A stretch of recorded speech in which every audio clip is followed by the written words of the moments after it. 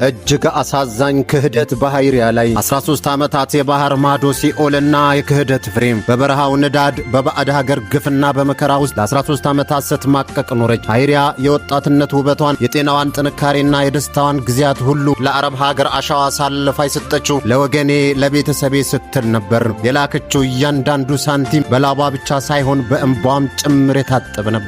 ወንድሟ ቀን ዘመድ ካሴ በየጊዜው የሚልክላት የቤቷ ፎቶዎች ለሷ የብርታቷ ምንጭ ለስደቷ ማብቂያ ተስፋዎቿ ነበሩ። ይኸው ቤትሽ እዚህ ደረሰ፣ ይኸው ጣራው ተመታ የሚሉት ቃላት በሰው ሀገር የሚደርስባትን ውርደት እንድትረሳ ያደርጓት ነበር። ነገ ወደ ሀገሬ ስመለስ በገዛ ቤቴ አርፋለሁ ብላ ተመኘች።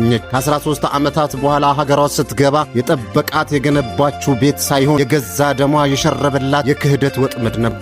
ቤቴ የታለ ስትለው መልሱ ዛሬ ነገ በሚል ማታለያ ተተካ። ደብረ ብርሃን ከተማ አይመችሽም፣ ባህር ዳር ሌላ ቤት እገዛልሻለሁ የሚል የሽንገላ ቃላት የልፋቷን ውጤት ለመሸሸግ የተሰነዘሩ ቀስት ሆኑባት። ባዶ እጇን ለ8 ዓመታት በክራይ ቤት ተንከራተተች። እሷ በከፈለችው ዋጋ ወንድሟ በእሷ ቤት እንዲንደላቀቅ፣ በእሷ ድካም እንዲኮራ፣ በእሷ ስቃይ እንዲከብር አደረገው። እሷ በሰው ደጅ ስትገፋ፣ እርሱ ግን የእሷን ህልም ወርሶ በደስታ ይኖራል። ሃይሪያ ግን የፍትህ ያለህ እያለች ትጮኻለች። የባንክ መረጃ የላት፣ ካርታ የላት፣ መረጃ የላት፣ ማስረጃ የላት። ቤቱንም በባለቤቱ ስም በጀሚላ አስመዝግቦታል። ሕግ ፊት ለመቆም ማስረጃ አጣች። ልቧ ግን በቁስል ተሞልቷል።